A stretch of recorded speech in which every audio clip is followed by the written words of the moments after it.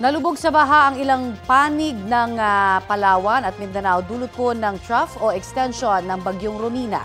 Balitang hatid ni Bam Alegre. Binaha ang ilang barangay sa Puerto Princesa City sa Palawan kasunod ng malakas na pag-ulan. Mabagal ang daloy ng trapiko sa kalsada dahil sa tubig. Pinasok ng baha ang ilang bahay at gusali roon tulad na lang ng panaderyang ito kung saan inabot na rin ng tubig ang kanilang mga equipment. Base sa City Information Officer ng Puerto Princesa, hindi ordinaryo ang bumuhos na ulan sa lungsod. Bukod dito, nakadagdag pa raw sa pagbaha ang pagbara ng mga basura sa mga daanan ng tubig. Nakamonitor naman daw ang lokal na pamahalaan sa sitwasyon. Sa Pag-asa Island naman na bahagi rin ng Palawan, inilikas sa evacuation center ang mahigit 50 pamilya. Nakaranas kasi roon ng matinding pag-ulan kasabay ng malakas na hangin. May nakahanda ng mga food packs para sa kanila. Magkasabay na malakas na hangin at ulan din ang namerwisyo sa Coronadal City sa South Cotabato.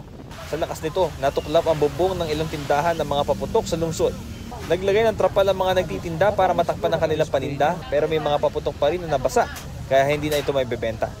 Bumaha naman sa ilang bahagi ng Digos, Davao del Sur. May ilan na pinilit bumiyahe pero inabot ng tubig ang loob ng kanilang tricycle.